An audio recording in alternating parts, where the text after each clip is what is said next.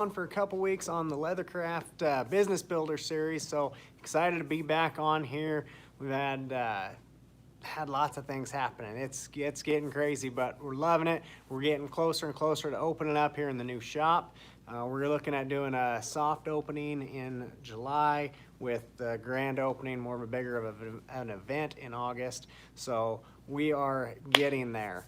But appreciate you guys being on here. Our focus with this series is just to help share with you my experiences in learning and growing this business. We're getting ready to open up a new location here, but been in business since 2013 and learned a lot of stuff along the way. So my hope is to answer some questions, share with you things I've learned, kind of some heads up on stuff that hopefully it will shorten your learning curve in building your business and speed you up in getting to where you want to go with that.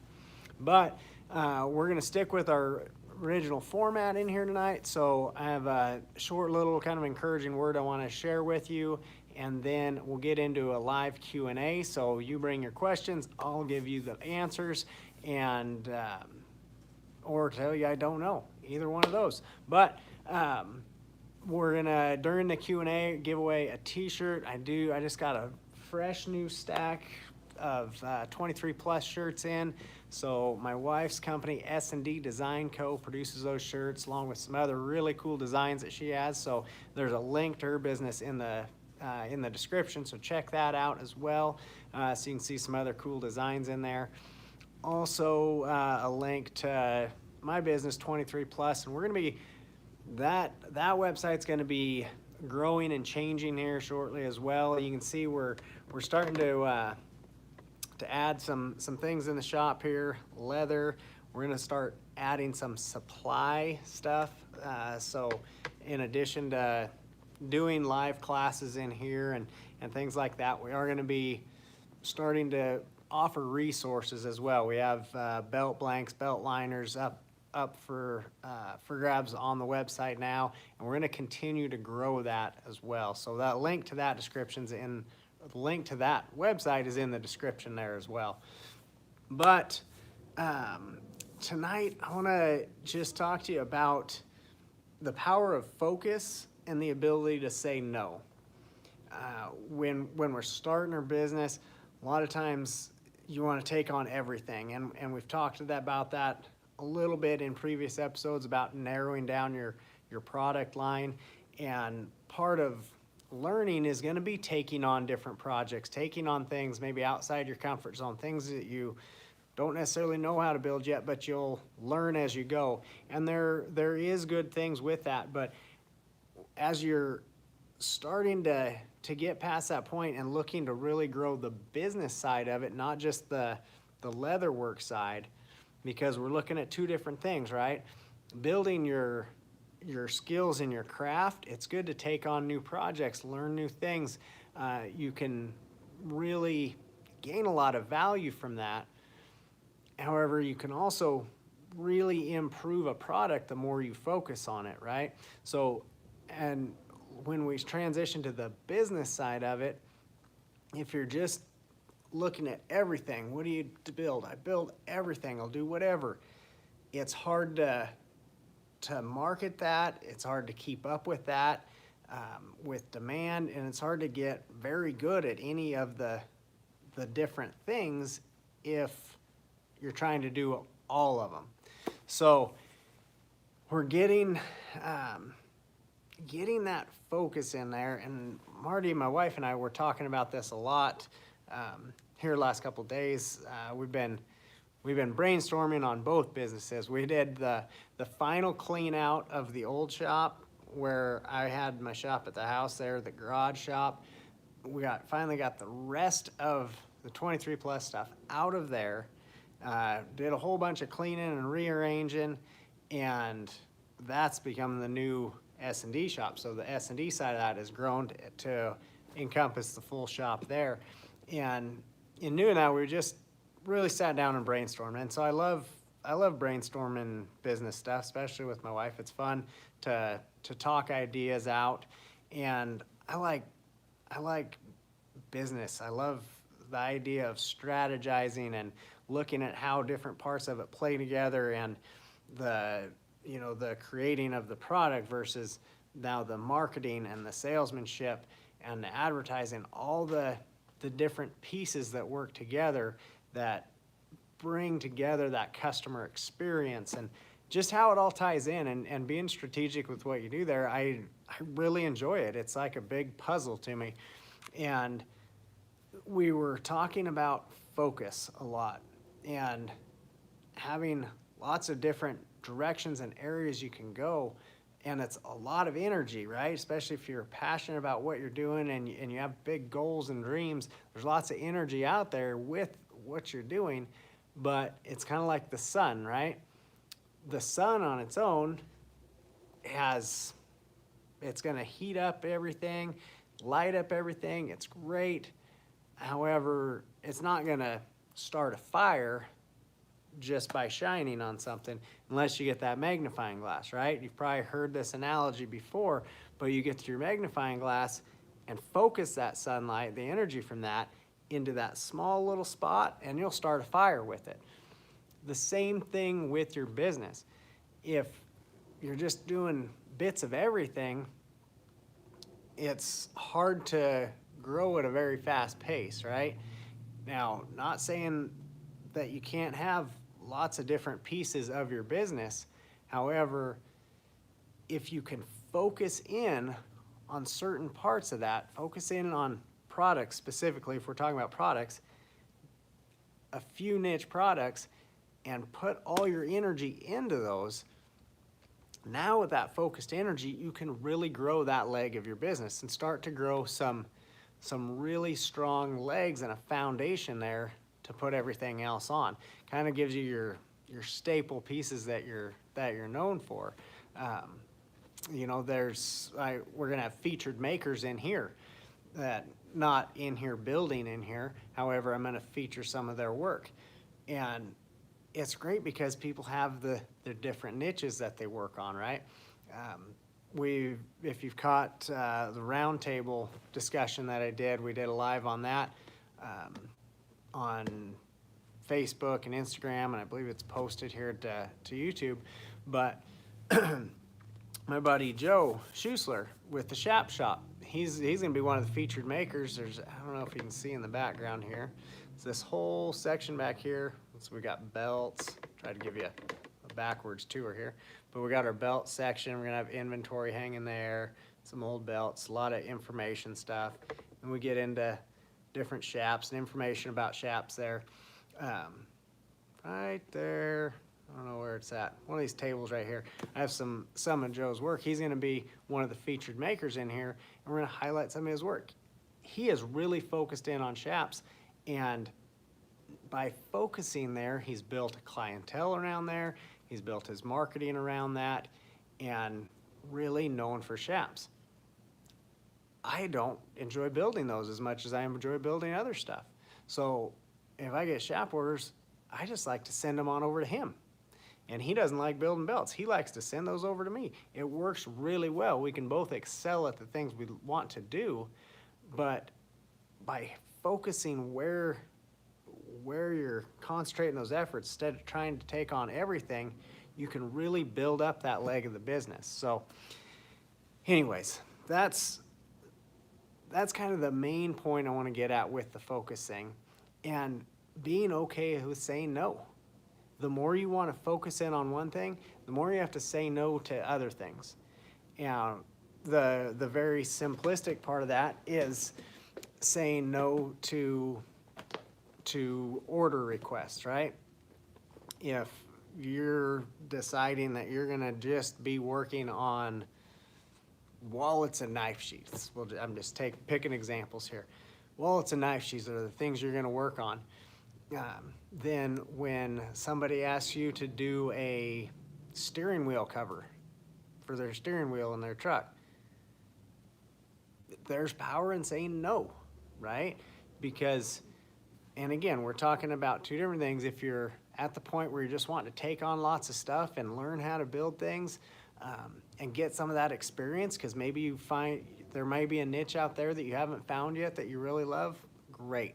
I'm not saying not to do that, but we're talking about when you decided, I'm gonna build up this portion, I'm focusing here on these products or this general area of products, right? And then you get an order for something outside of there. That's where I'm talking about here.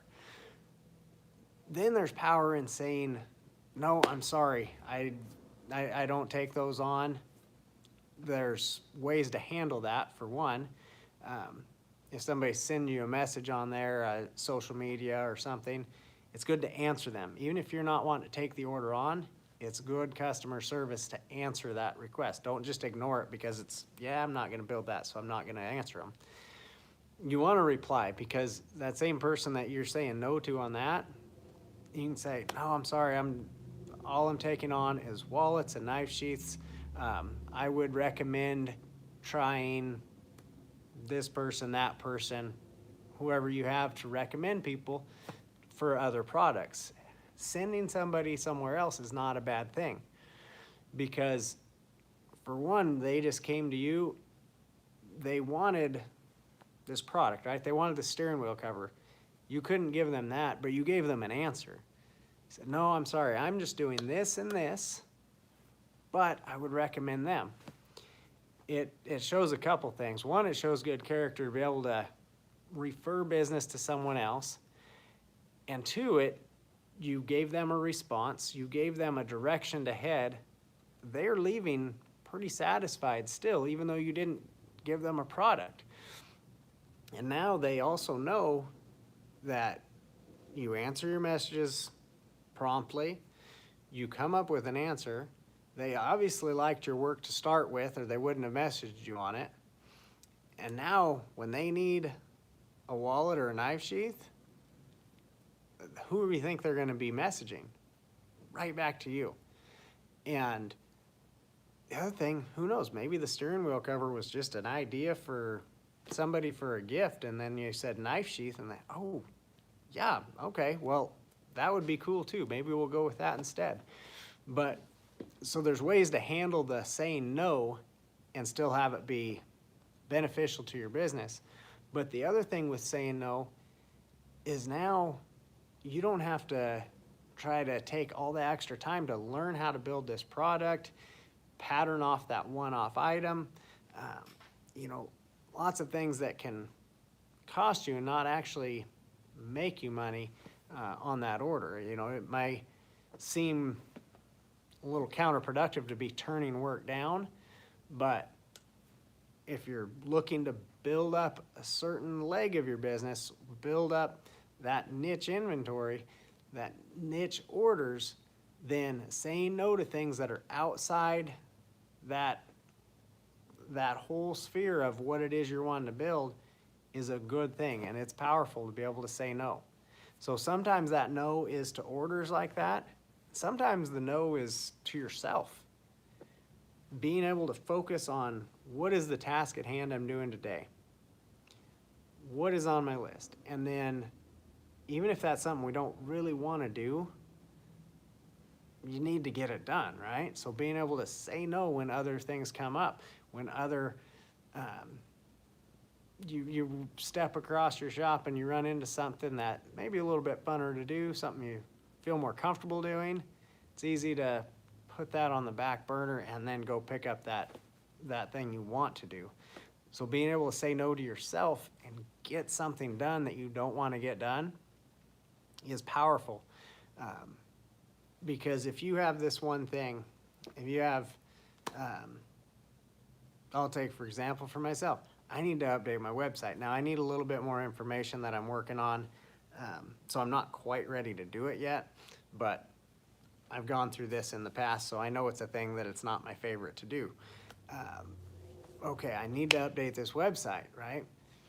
If we'll say I have all my information ready for it, but it's not the thing I super want to do, I might, okay, I'm gonna sit down and do this. Oh, but wait, I better get this pattern drawn because I'm gonna need that here next week, so I better draw that. And then that website gets put off. And okay, well, I sit down and do it. But I'm always thinking, I still gotta get that done. I still gotta get that done. it's taking up brain space thinking, I still have to get that done. And you can try to convince yourself whichever way you want, but you're still avoiding it, right? And until you just hit that head on, say, no, I'm not doing these other things. I'm getting this done. This is important and I need to do this. Get it done, get it off the list. It frees up your brain space to be able to work on other stuff, and it's gonna feel good when you get that accomplished, especially if it's something you didn't want to do to start with, but you get it done because you know you need it done. We start our own business, we run our own business because we want that freedom, right? We want to do what we want to do, and that's great. But there's also parts of running that you just have to do, that you might not like every bit of it, but to make the whole thing successful, you got to do the things that you don't like doing as well. Until you're to a point where you can hire somebody else to do those items, you got to get it done. So saying no to the things that you might want to put ahead of it and schedule is going to be pretty powerful. So anyways, pretty short tonight on the what I wanted to share with you there. I want to get into Q&A and get a shirt given away here. We're going to keep things pretty brief tonight and then be back on our schedule of getting into doing our business builders on schedule Monday nights.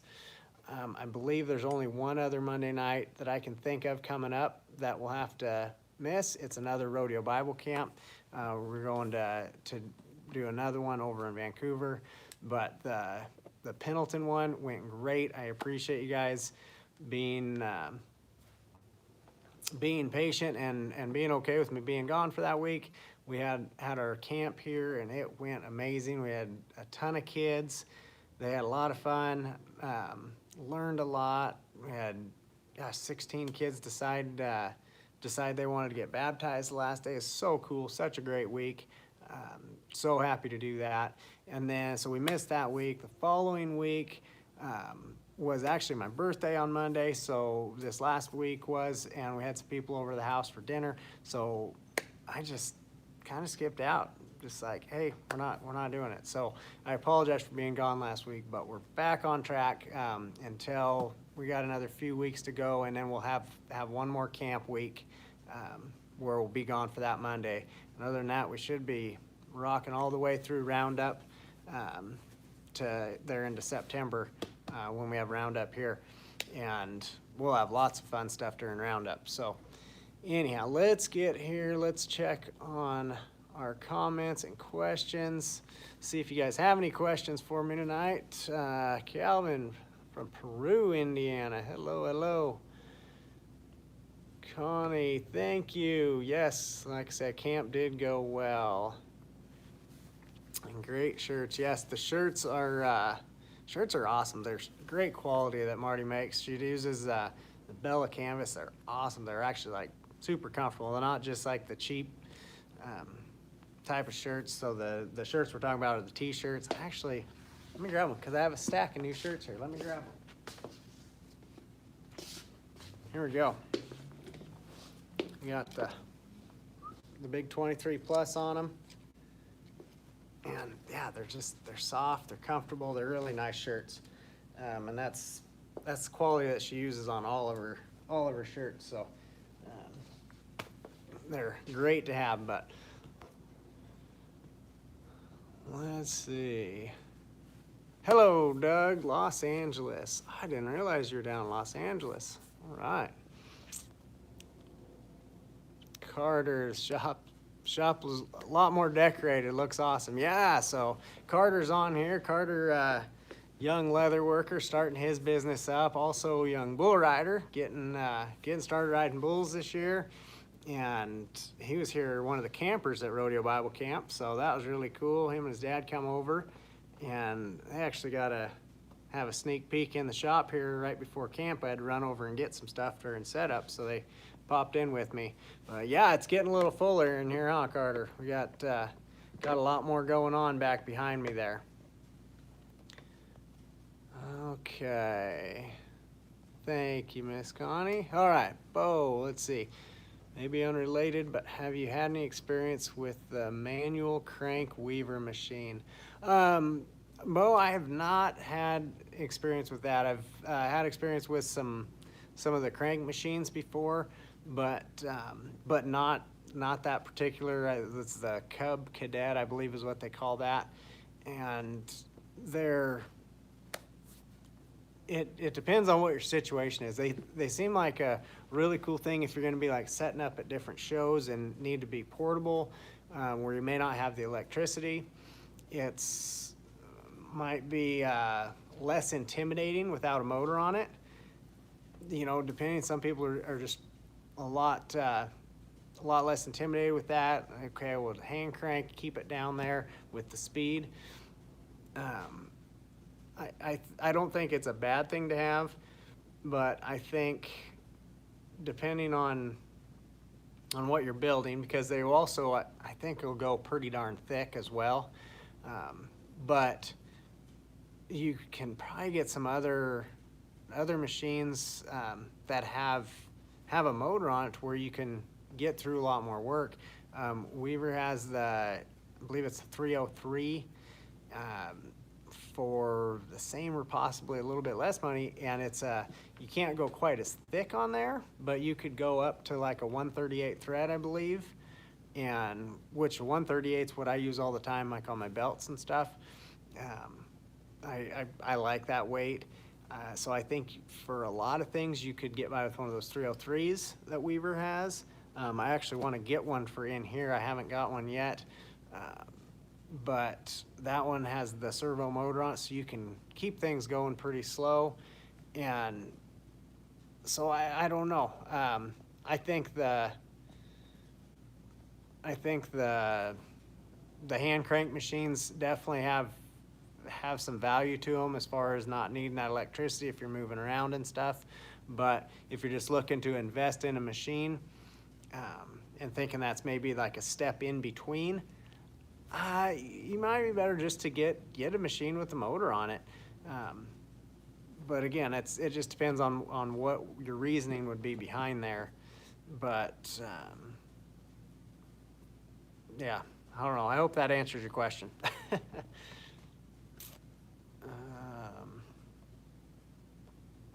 Oops, cancel. There we go. Calvin, would it be worth investing in merchandise when starting out? Boy, you have to give me a little more information on that, Calvin. I can't say possibly. Without having more information, I hate to say yes or no on that.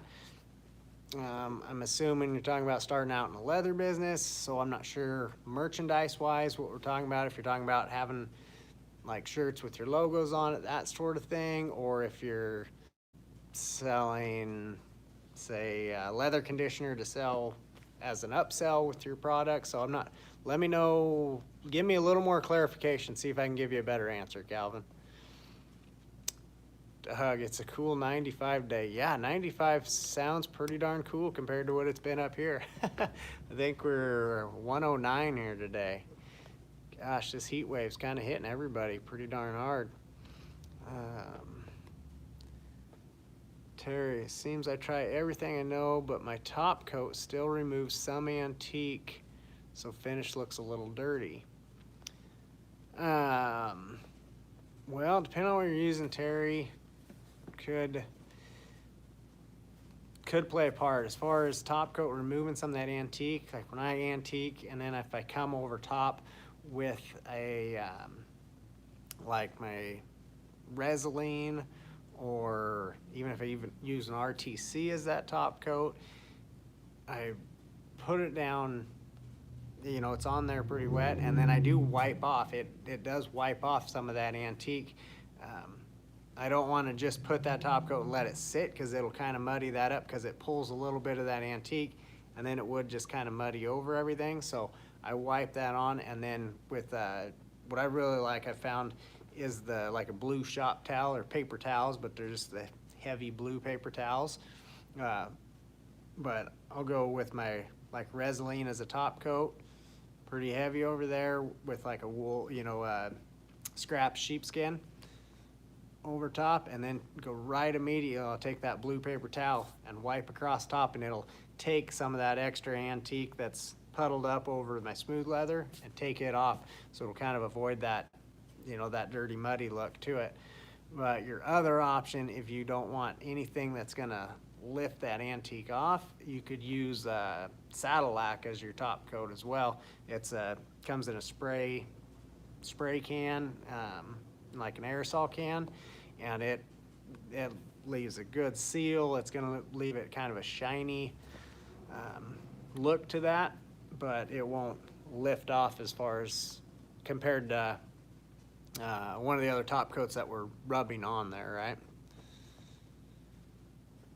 Doug, how about bell skivers? Got one sitting right over there, and I love it. If you're doing things with chap leather, heavier chrome tan leather, you're needing to skive that down for rolling edges, making bags, or inside of your shap seams, things like that. They're amazing tools. We'll have to do a video on that one day, just showing that, because a lot of people, if you're like me, I didn't know what a bell knife skiver was for a long time. When I saw it, it was like mind-blowing, but pretty darn cool machine.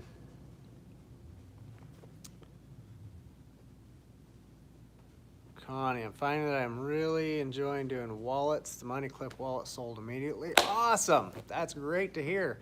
I'm assuming you're talking about the money clip wallet from the classroom, the Leather Life classroom, which is a great segue into the other link that's mentioned in the description.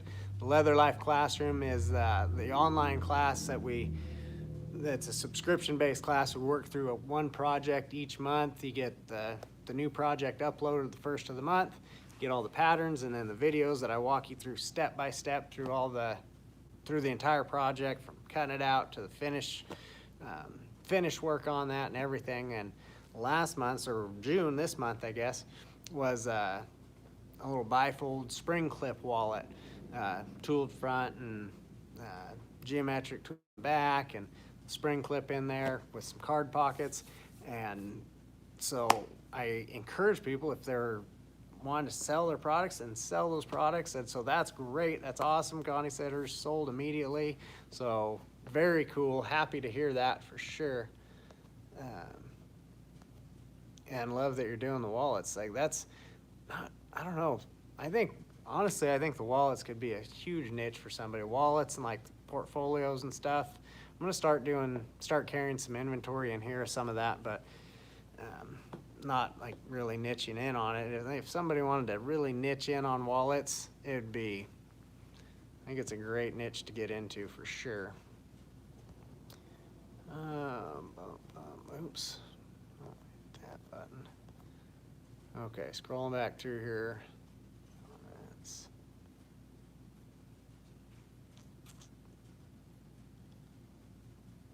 Okay, Bo, you're welcome. Calvin, sorry, shirts with logo on it, apologies. No apologies at all. Getting started, I think they're, fun to do, and, people that support you, your friends and family are gonna probably want one to get started with, and I think they're great. Obviously, I started doing these here, but you don't have to. I don't think, depending on where you're at in your business financially and what you have to invest into that, what is your return on those versus your return on something else? I would look at that. Just to see if it's going to be much of a return on investment. As far as advertising goes, then that could be another story too, depending on kind of what your shirts are. These shirts here that I have, that's essentially my maker's mark, right? If you don't know what 23 plus is, you'd see this and it wouldn't really do much for advertising for me either. And I'm working on my branding, which has been a lot of work because I didn't know much about marketing when I chose my name for the business either. And there's a whole separate story on the name behind 23 Plus, or the meaning behind that name. But from a marketing perspective, it probably wasn't the smartest the more I learned about marketing, because it doesn't say anything about what I do or anything like that, which was partially my reasoning behind it. But again, that's a whole nother story. And so if your shirts have, or is it going to be a clear advertisement for you, then maybe. But I don't know if it's, I would say, a great investment, depending, as far as it being a sales item. These aren't shirts that I've been like really selling off the shelf. I haven't been marketing them. Here I'm anticipating that I sell more of them in here with the physical location, because it's more of a kind of a souvenir from, we're putting together a full experience here. It's more than just a place to buy leather work. But so I anticipate selling some more of them in here. But it's honestly, the majority of these shirts out there are shirts I've given away. We give one away at every business builders we've done. I've given one away. So I buy them, which I know you think's weird, like, oh, your wife makes them. Well, yeah, but it's her company, and businesses, we have to run the businesses separately. So I buy these shirts and I give them away. I like giving them out. It's a thank you to people that are following along and engaging, and it's a small token of appreciation. So I don't know that it's not something I see that I get a huge return on, but it builds brand over time, and shows people appreciation. So if somebody gets a shirt and some stickers in the mail, who knows, maybe that makes their day. Maybe it just brightens up, shows a little hope in something. That's kind of where they came from with for my company anyways. Okay. And I know that was probably a long answer for what you were really after, Calvin. Okay, Jason, if he's talking about the Chinese cobbler machine, I just got one, and they help for certain things. It could be used for everything, but I wouldn't want to depend on just it. Yeah, Jason, it's different than the Chinese cobbler machine that he's talking about. He's talking about Weaver has an actual, it'd be similar idea that it's a hand crank machine, but it's their own product. I'm pretty sure it's called the Cub Cadet. That's what they call it.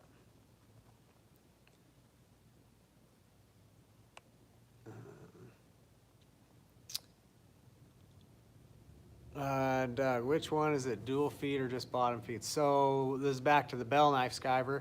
I have a Cobra skiver, which is gonna be, the Cobra skiver is gonna be, they're all similar. All those bell knife skivers are gonna be similar. I think they're, gosh, don't quote me on this. I could be a little bit wrong, but I believe that I believe they all stem back to like an old Fortuna, I believe, but they're all pretty similar. For what I do the single feed or just the bottom feed. When you get into reading the actual, let's see, MP4 or 10, I'd have to do some investigating. I can't tell you for sure off the top of my head. I think it's the MP4, but yeah, definitely for what I do, just the bottom feed is actually better than the double feed. Okay, where do we go here?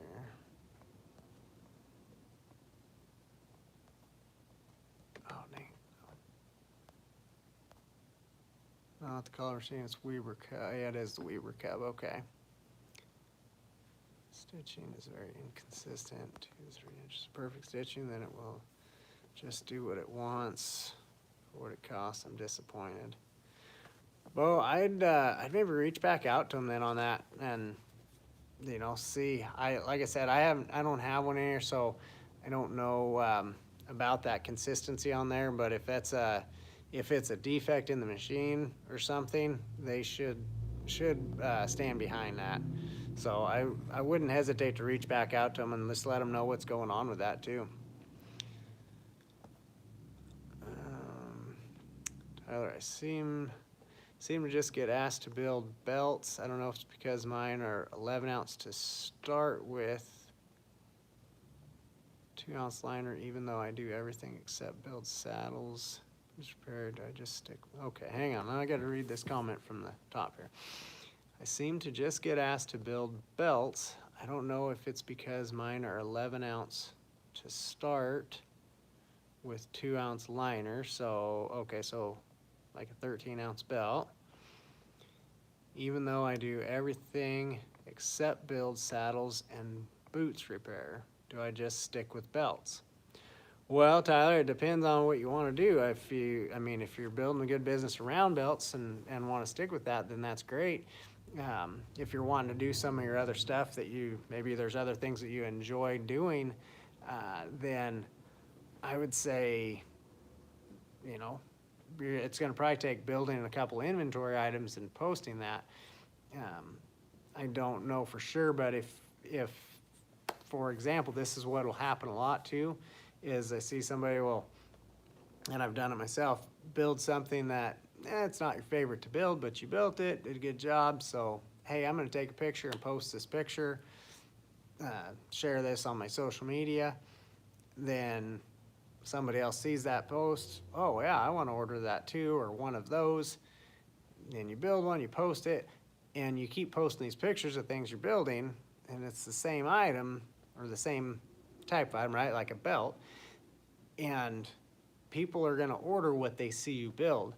And so you might say, man, I make knife sheaths too, but nobody ever orders a knife sheath. When's the last time you posted one? That's gonna maybe drive some of your orders. And I don't know, that might not be your case, but that's a trend I've seen and experienced myself as well. So if you get orders for something that you're not wanting to take, like you take on this order but you don't want any more of them, then don't post it for sure. But, you know, so to say, should you just stick with belts? If you enjoy making them and you're getting orders and building a business around it, then hey, not a problem with that. But if there's other things that you want to build your business around, then you can branch out and do more than just the belts as well. But just, you know, you say you do everything except for saddles and boots. Well, do you want to do everything, or is there just a couple other items that you want to do? You know, you just have to build a strategy around getting orders for those items. Okay.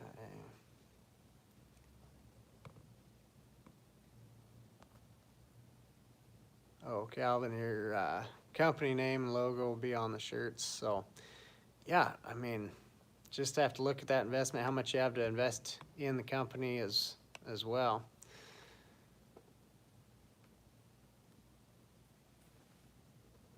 Paul is out in New Mexico with your shirt on and was asked if I rode bulls. Oh, that's awesome. Yeah, that's funny. Doug, similar to Tipman Boss. Yeah, talking about the machines there. Okay, the bottom feed is the MP4. I thought that sounded familiar. So yes, that's what I have then. Doug's the MP4.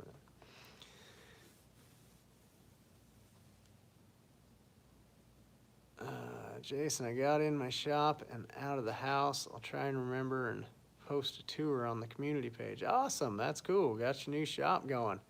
Yep, I'd love to see that tour on there. from Nigeria. Nice to meet you. Well, nice to meet you too. Appreciate you being on here all the way from Nigeria. John, here late. Well, hey, you're here. John actually got to stop by the shop the other day and see some of the progress we had going in here. So it was great to see you, John, in the shop in person. And yeah, appreciate you stopping by there. Okay, flipping through here, making sure I didn't miss any.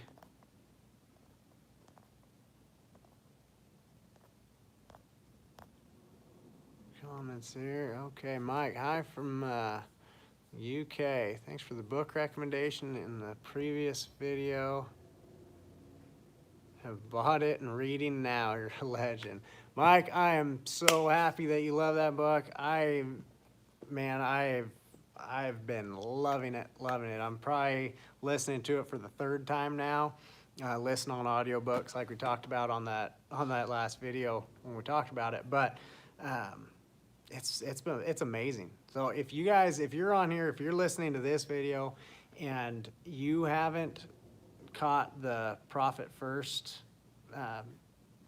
video that we did, it was posted like two weeks ago. I believe it was 2 weeks ago, 2 or 3 weeks ago. I did a video on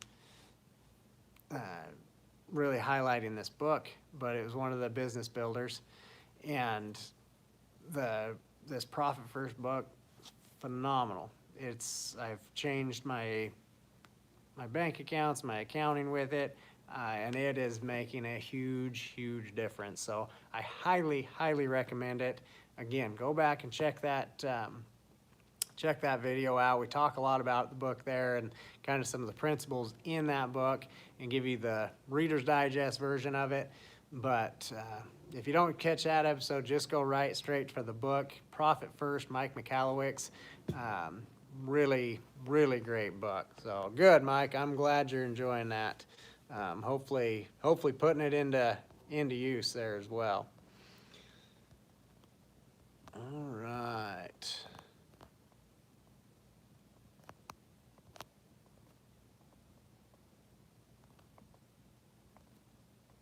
Okay, we're gonna go back up here. Checking one more time, making sure we caught them all. I think we did. I think I'm caught up on the questions. So thank you guys for being in here and taking time to watch this and kind of participate in this Q&A and with all the interaction there. But I'm gonna jump back up. Where did he go? Okay, Carter, I want to get a shirt headed your way. So we're gonna get you one of these 23 plus shirts. Send me your info if you would. You can either email me at mealingjoe@yahoo.com. So MELINGJOE@yahoo.com. You can message me on Facebook at 23 plus, so 23PLUS, or on Instagram at 23plus.leatherwork, so 23PLUS.leatherwork. So any one of those places, I need your mailing address as well as email address so I can get tracking information, and shirt size, so t-shirt size, and we will get that headed your way there, Carter. All right, I'm seeing another one roll in here. I'm at a wired spot. I do mostly custom work, but as things have slowed lately, I started making basic items. Would you recommend craft fairs to sell basics just to get name out there? Yeah, so Benjamin there, caught your question right here at the end, but any chance you have for selling items, I think is great. The one thing, if you're gonna do like craft fairs, vendor shows, trade shows, that sort of thing, and this, again, my opinion and my recommendation here, but from my experience, make sure you have a place to send them that they can get a hold of you later. You know, social media, website, that sort of thing. So have some business cards made up, some flyers made up, and give them an experience there when you can meet them face to face, shake hands. How are you? These are the products. Yes, answer questions, and be sure to get a hold of us. Follow us on, Instagram, Facebook, wherever it is, TikTok, whatever you're doing, and then you can get that connection there. And then it's not just about the items that you sell there, but it's about the connection you make for the potential items later that you can sell. So you can really build a business without selling much at that one place, but by those connections and those interactions, as long as they have a way to get back a hold of you. So STP, you're welcome. I appreciate you. Oh, Sharon, there we go. Appreciate you being on here.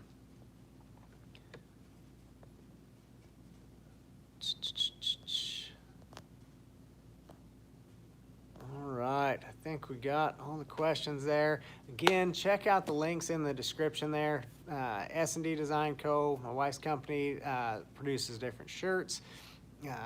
Then 23 Plus, my business. The last two links in there are going to be the Leather Life Classroom, and that's the subscription-based class where we do a new project each month. Connie had talked about doing the wallet and selling that right away. So the idea is that there's value in that the subscription is just pennies in the bucket compared to what you can make off of these projects is the idea behind that. And then the last link in the description is Weaver Leather Supply. So if you're not to a point where you have a wholesale account with them or a business account with Weaver, and you want to save a little bit of money, you can use promo code JOE10, JOE10, and save 10% off of everything that you get from them: leather, finishes, tools, machinery, all that stuff. You can save 10% off of that. So again, if you're already built up and you have a big wholesale account with them and getting those savings, then that's you're already getting the savings at that point. But if you're not there yet, it's a way to help save a little bit on that bottom line, help increase your profit margin on that as well. So thank you guys for joining me. Let me know what questions you have, and can't wait to see you on here for another Business Builders next week. Take care, guys.